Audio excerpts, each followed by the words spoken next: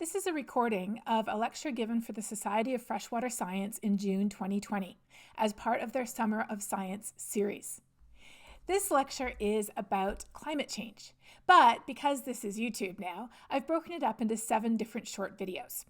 Each video has to do with why does climate change matter? How do we talk about it? How do we study it? Where do our scenarios come from? Where do our models come from? What about downscaling?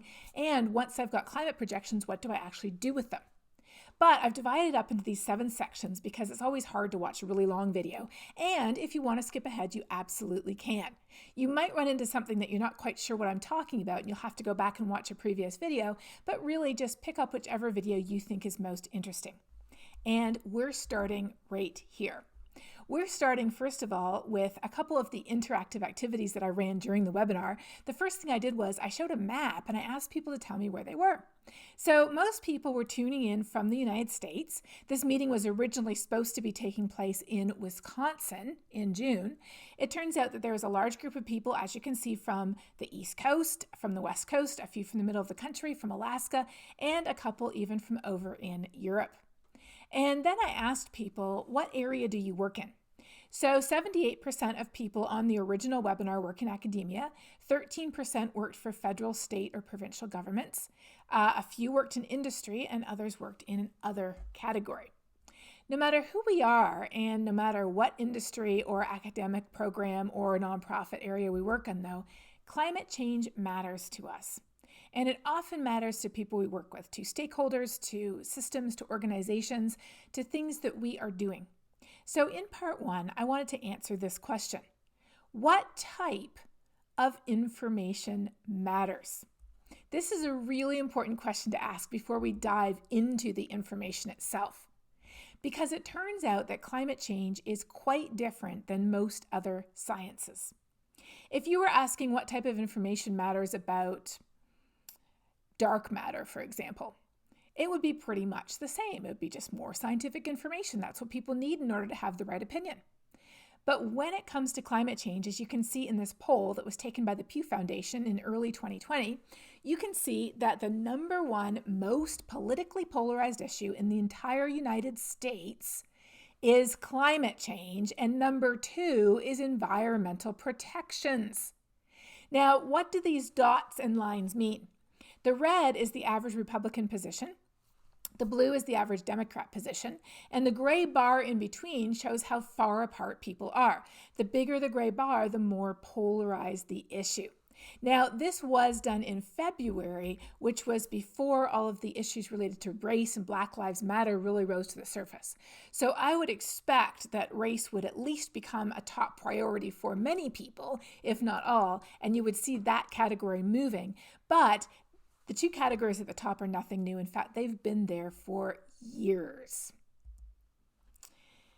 When we look at public opinion polls, like this one conducted by the Yale Program on Climate Communication, that asks people questions like, do you think global warming is mostly caused by human activities? And it divides up the answers by county, as you're looking at here, or also they have a different map that shows it by congressional district. And if you're interested, just Google Yale Climate Opinion Maps, and you can click on whatever congressional district or whatever county you're in, and they have maps for Canadian ridings too, and you can see what public opinion is in your area. It's fascinating.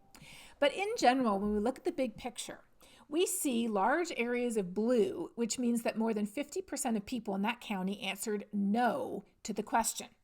If it's orange, it means that more than 50% of people said yes, and the darker the color in either direction, the lower or the higher the number of people who are saying yes or no. So when we see a result like this, we often think, if they just knew the facts, surely they'd change their minds, right? And this graphic here actually comes from one of our global weirding episodes.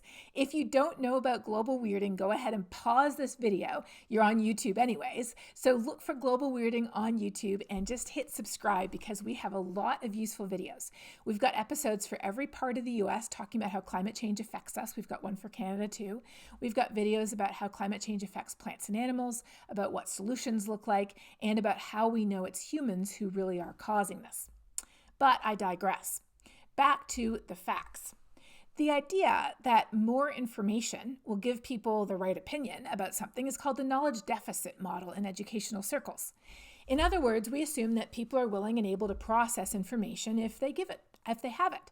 So a lack of public understanding or support for something, like saying humans are causing climate change, under the knowledge deficit model, you would assume that it's caused by lack of information. And if it's caused by lack of information, what's the solution? More information, right?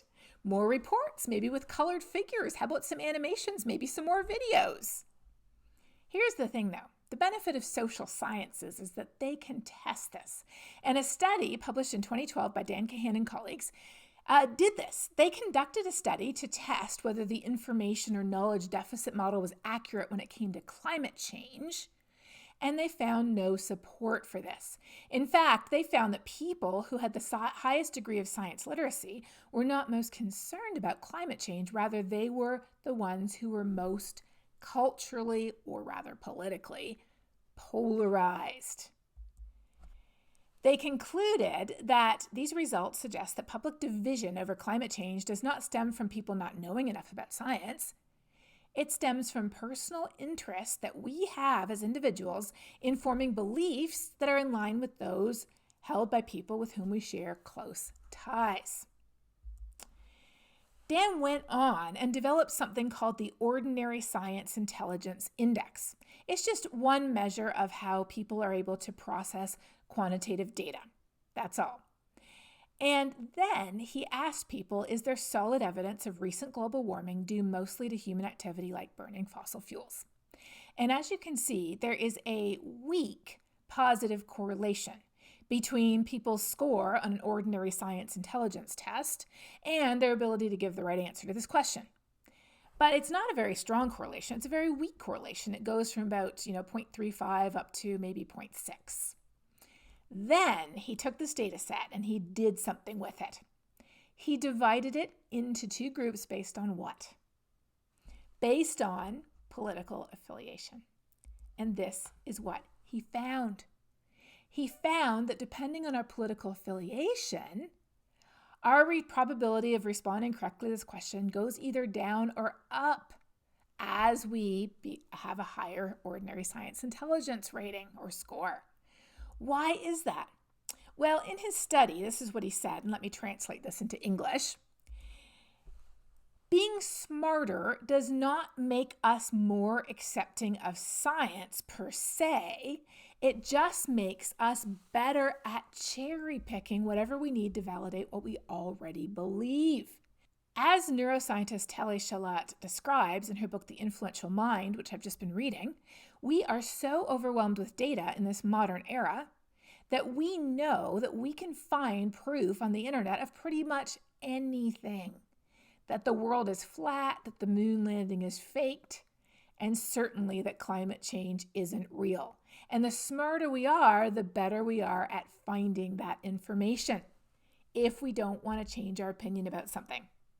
The truth is this: climate science denial is a symptom, not a cause. It's a symptom of a much bigger issue. The fact that our identity is wrapped up in this package of political perspectives, such that if we vote at a certain part of the spectrum, we think that we should tick the boxes on all these different things. And unfortunately, one of the things to tick the boxes on these days is climate change. In fact, to put this a different way, the number one predictor of whether people agree with the simple facts that we've known for decades, that climate is changing, humans are responsible, the impacts are serious, and the time to act is as soon as possible, is not how educated we are, how smart we are, how much science we know. It is simply where we fall on the political spectrum. But it isn't just that. It's compounded by a very human limitation that we all have. And I want to show you a few more of those Yale maps to describe this second limitation. So if you ask people a very different question, which is, do you think global warming is happening? You can see most of the map is orange. Most people will actually say yes, as long as we don't have to say it's humans. Then you ask people, do you think it will harm plants and animals? And yes, the whole map is orange. Even people who don't think it's real think it will harm plants and animals. That's always the danger of statistical sampling. But you get the picture. So people are okay mostly with it being real and with it harming plants and animals. Will it harm future generations? Well, pretty much the same result. So yeah, it could be happening. It could harm plants and animals, future generations. It could probably harm people in developing countries. There's a bit more blue here, but largely orange. It may harm people in the US. We see a bit more blue here, similar to the very first map we saw. But then they asked the money question, which is this. Do you think it will harm you? The whole map, with just a few exceptions, is blue. What does this mean? It means that even if we agree with the science, even if we say, oh, yes, the science is absolutely correct, most of us would say, oh, it doesn't matter. And that, the issue of psychological distance, they call it, that we think an issue is distant from us in time or space or relevance, that is an even bigger problem. Because we could say it's real, but if we don't think it's urgent or important or it's going to affect us, why would we want to do anything about it, right? Well, the good news is that psychological distance is decreasing. How is it decreasing? Well, that's the bad news. It's decreasing because climate change impacts are coming closer and closer to us. In fact, there's a very interesting parallel with the coronavirus pandemic.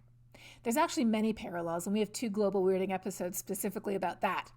I'll just talk about one of them here, though. And the parallel is that of psychological distance. Here, you see a figure showing how many people in the United States said that they were concerned about coronavirus by date.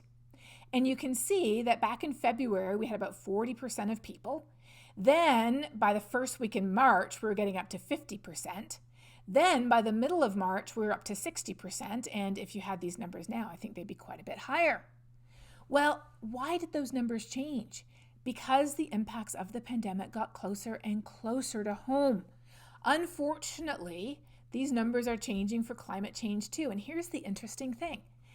In terms of climate change and how close the impacts are to us now, we are similar to where we were at the beginning of March with coronavirus. Now, here the parallels start to break down because the pandemic overtook us in a matter of days to weeks, whereas climate change overtakes us in a matter of years to decades. But it's been coming a long time, and we've gotten to the point where there are, so to speak, cases here where we live. We can see things happening where we live that are the direct impact of climate change. And so just around the beginning of March, when public opinion in the US was about 55 to 60% worried about coronavirus, that's actually where we are with climate change today.